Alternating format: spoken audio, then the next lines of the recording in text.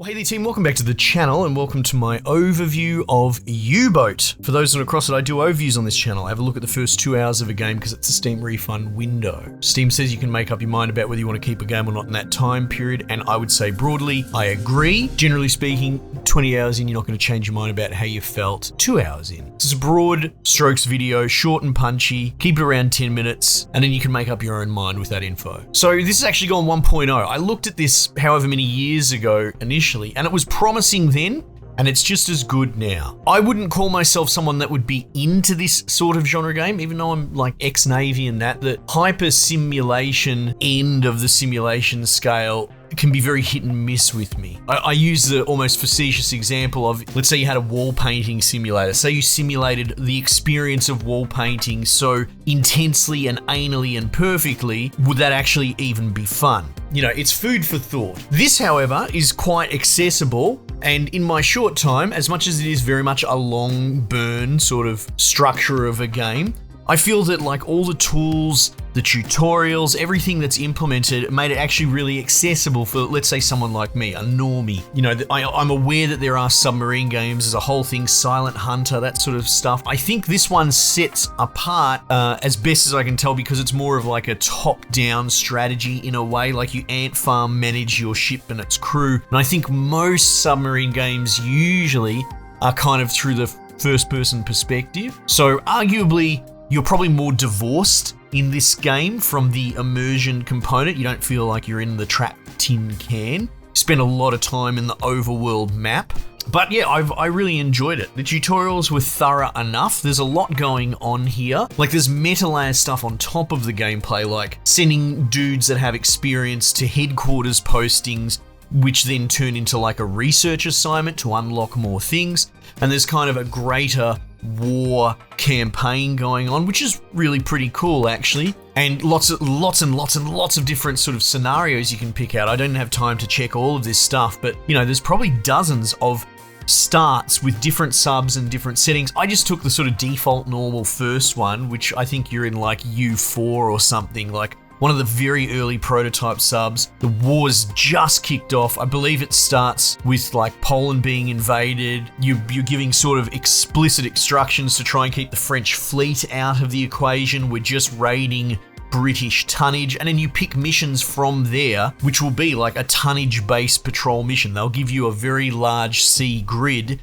to patrol around and use your little bits of know-how to sniff out targets moving around, obviously trying to avoid ships of the fleet, you know, things like destroyers specifically, but you're trying to hunt down, like I right towards the end of my bracket, it all kind of culminated really well because I sunk this very big, like ocean liner British transport, and it was cool. They report back, you know, they measure it in tonnage as damage done. It was like transporting medical supplies or some such like that. There's sort of an ROE component, which struck me as unusual. They cover it in the tutorial. Like I came across a ship that was flying a Swedish flag, and we don't want to just open up on them. We don't want to cause diplomatic incidents. Although one of my previous torpedoes from a previous sinking nearly clipped it on the way past. That would have been interesting. And in that scenario, you sort of do, it's not quite XCOM, but you do like a boarding party, you pick your crew, you send them across, and there's a little bit of a sort of choose your own adventure interplay.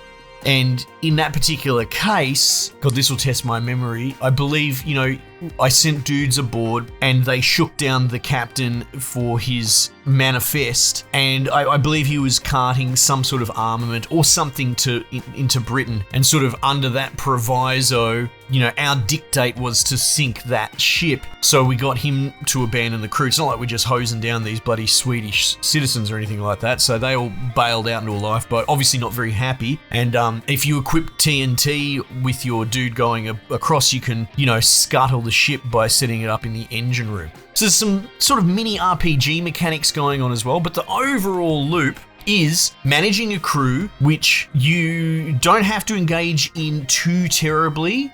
There's like an officer system in that starting boat that I'm in. You've got like 5 officers, and you've got, I think you've got like 14 sailors. You don't directly control the sailors. They're sort of automated unto their own.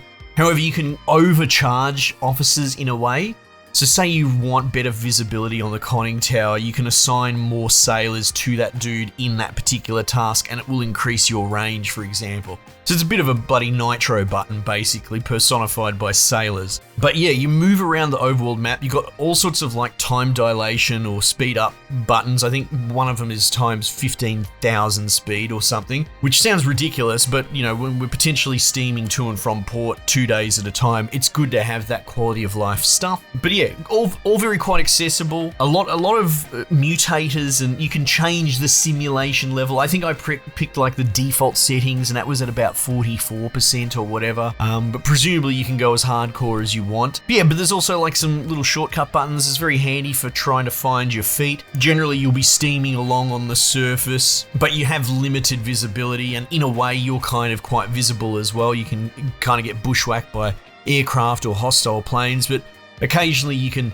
dip below the surface and, you know, use your acoustics and listen for screw indicators. So, and then from there you can potentially plot an intercept course. Obviously, depending on how that ship's moving, you can only move so fast below the surface, but maybe you'll pop up, you'll intercept. Once you get within smokestack range and you've got visibility, then you start hunting and you sort of set and click and get a resolution for the torpedoes so that, you know, you get as good an intercept range with as narrow a spread as possible. And it's all very satisfying, if overwhelming, but at the same time, quite accessible. You know, I represent a pretty normie, casual-ish, like I play a lot of games, I love all sorts of games, but I wouldn't say that I'm the guy that puts 10,000 hours into a submarine game either. But I didn't find it overwhelming, rather I found it kind of challenging, satisfying, and ultimately thrilling when you do, you know, come across like, I got riding close to London as part of my patrol order, and I came across a convoy, and that was exhilarating. I was like, oh my goodness, it's going to be bloody feeding season here, except because I'm an idiot newbie, I hadn't loaded torpedoes. So it was as deflating as it was thrilling. So back to port we went, but yeah, it's really entertaining. I don't know how long it will hold you past the gimmick. Like, there's going to be two camps: people curious that want to dip their toes, and then people that are hardcore, but they probably already own this from early access, right? Like, in a way, the video's not really for them, other than to say the game's complete and it's not shit and broken. Like, that's all you really need to know if you're into this. But as far as people, you know, more in my camp, as much as I enjoy it, it is very much a slow burn. It's one of those things that you're probably going to go for 30 minutes, 60 minutes at a time with no contact, no nothing. And a lot of rinse and repeat of move to this, patrol to this coordinate, duck and scan, go back up and move, duck, scan, up and move. And like, I feel like that may wear some people out. But that's not strictly anything really wrong with the game. It's just inherent in the experience. I think no matter how well you make this sort of game, the nature of patrolling around humongous swaths of ocean trying to find itty-bitty targets within a small area, you're going to encounter that problem. So it does it about as well as you could probably hope. Anyway, I like it. It's very, very fun. And as always, it's, as much as I hate early access and I've grown to really despise it at being an abused model, it's very cool to see a game make it through and come out the other end in what I would say a complete and successful state. So that should be celebrated, surely. Anyway, team, I don't want to waffle. Game is cool. Check it out if you're so inclined. Otherwise, might just leave it there for the time being, and I'll catch you guys on the next one.